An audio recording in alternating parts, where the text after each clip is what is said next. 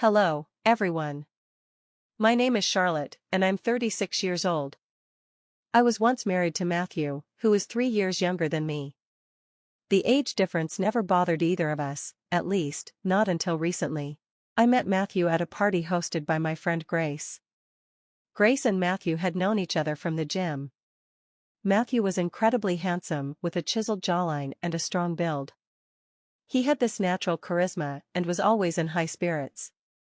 At that time I was single, and Grace, eager to play matchmaker, took it upon herself to introduce me to every eligible bachelor at the party, including Matthew. "Hey, Matthew, meet Charlotte," Grace said with a grin. "She's not only smart but also quite the catch financially." I felt a flush of embarrassment but tried to downplay it. Grace continued, "Don't be shy, it's a compliment." I smiled awkwardly, grateful for the introduction but hoping Grace might have mentioned some of my other qualities. Grace quickly agreed, "Absolutely. She's not just beautiful, but incredibly intelligent, too. You two enjoy your evening, I'll mingle with the other guests." Once Grace wandered off, Matthew, with a curious look, asked, "Why did she call you a nerd?" I explained, "I'm a graphic designer working for a software company, so I'm always busy. That leaves little time for socializing, which is why my friends jokingly call me a nerd." Matthew raised his eyebrows. "That's fascinating. I guess that's why they call you the millionaire nerd, then." We both laughed, and the evening unfolded with easy conversation, and we quickly grew closer. As time passed, Matthew and I spent more time together, dinners, coffees, and chats after he picked me up from work. At the time, he was working as an assistant at a local firm. A few months into dating, Matthew proposed. Though I loved him deeply, I hesitated. I wondered if our relationship was too new, and I worried about the age gap between us. "Matthew, are you sure about this?" I asked. "We've only been together a short time, and you're 3 years younger than me. Are you really serious about us?" He grinned and gently teased, "Charlotte, are you still stuck on that old idea that the husband should be older than the wife?" "It's not just that," I replied, a little defensively. "I just wanted to know if it bothered you." Matthew reassured me with a light laugh, "Chill, Charlotte. You're a modern woman. These old notions don't matter anymore."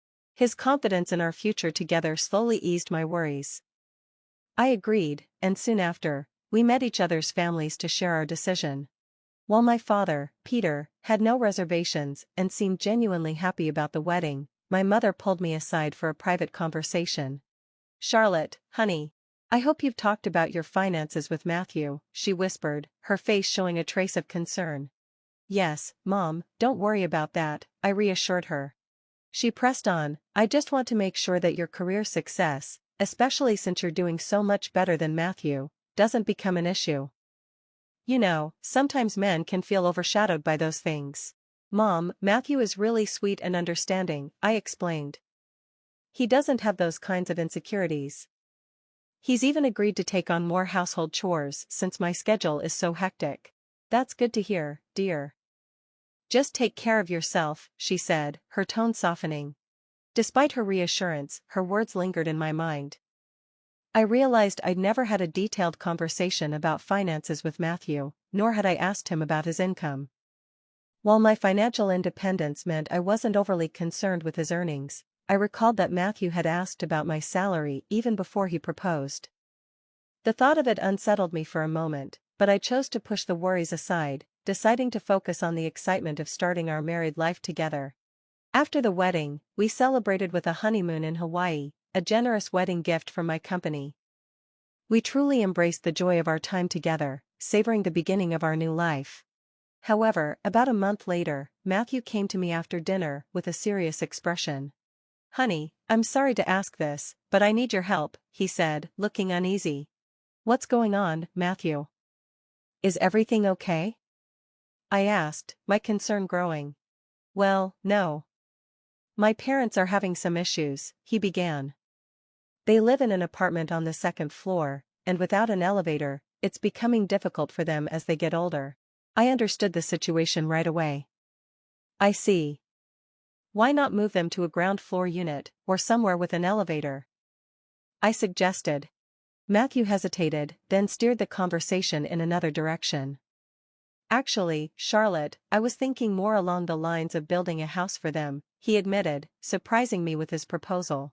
I paused, taken aback. Okay, but I hope you realize how expensive it is to build a house, I replied, trying to grasp the scope of his idea. I tried to gauge Matthew's understanding of the financial commitment he was suggesting. Do you realize how much this will cost? I asked, hoping to get a sense of his plan. Yeah, I know, Matthew replied, though his tone lacked confidence. I pressed further. Do you have enough savings, or are you thinking about taking out a loan? Matthew hesitated for a moment before answering. Charlotte, I was actually hoping you could lend me the money to build the house, he said, his request catching me completely off guard. I was stunned, unsure of how to respond. Wait, what? But you know I've been saving to buy my own house someday, right?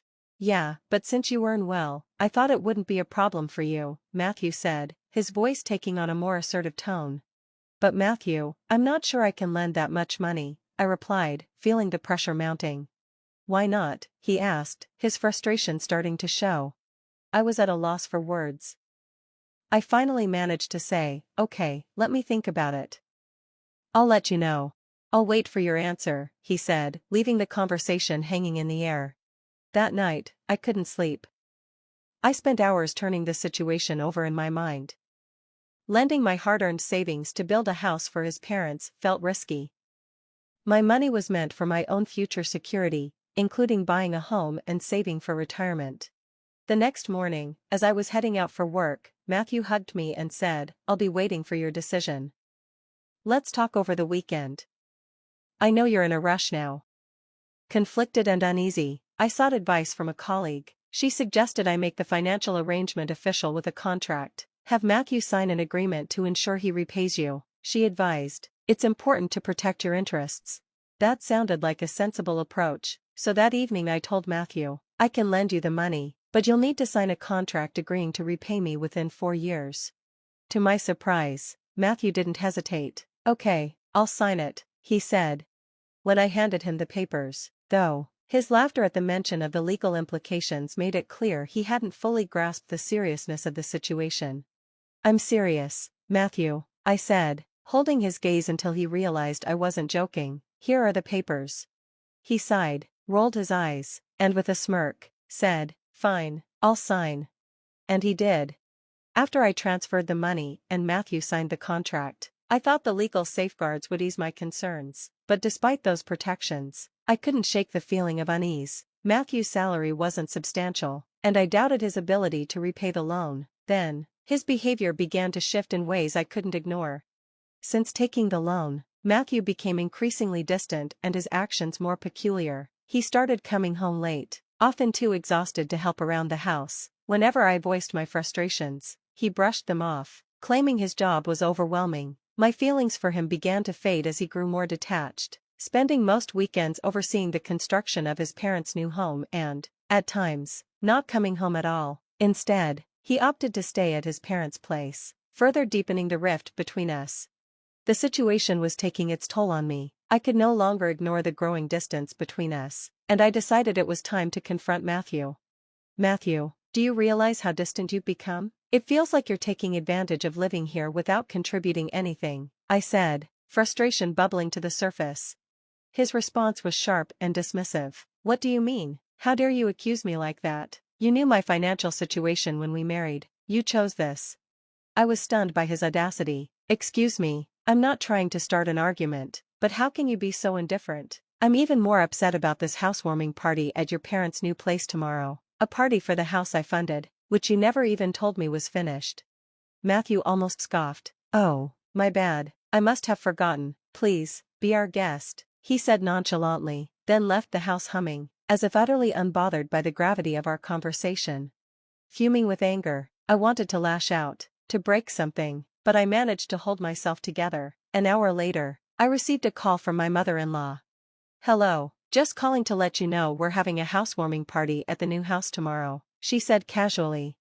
I hung up without saying another word. I was certain that Matthew had prompted her to invite me, not out of genuine desire, but simply as an afterthought. His indifference, paired with the casual invitation from his mother, left me deeply hurt and questioning the very foundation of our relationship.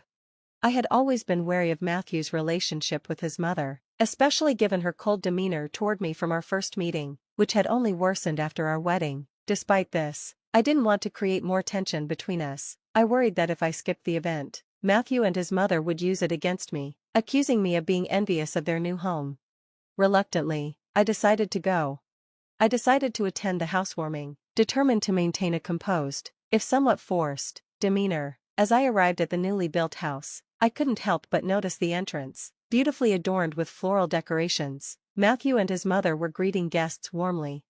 When my mother-in-law saw me, her reaction was far from enthusiastic. "Oh, you came. I thought you wouldn't bother," she remarked with a hint of surprise. "Why would you think that?" Matthew chimed in, before ushering me inside. Inside, I was met more warmly by my father-in-law, who was sitting alone. His genuine smile and the sincere gratitude he expressed for my financial help were the only moments of comfort in an otherwise uncomfortable evening. It was painfully clear that neither Matthew nor his mother had acknowledged my contribution to their new home. Throughout the evening, I felt more and more isolated. Matthew and his mother barely interacted with me, leaving me to engage in half-hearted conversations with distant relatives. I found myself counting down the moments until I could leave what was rapidly becoming a toxic atmosphere. After most of the guests had departed, I approached my father-in-law to say goodbye. "Take care of yourself," I said kindly. Just then, my mother-in-law interjected sharply, "You don't need to worry about my husband. Focus on your husband instead of neglecting him." Confused and upset, I responded, "What do you mean? I've never neglected Matthew. He volunteered to help with chores because I work full-time, too." Her accusations grew harsher. "You've been a terrible wife, forcing my son to do all the work around the house, and how could you coerce him into signing that financial agreement? You've been nothing but cruel to him."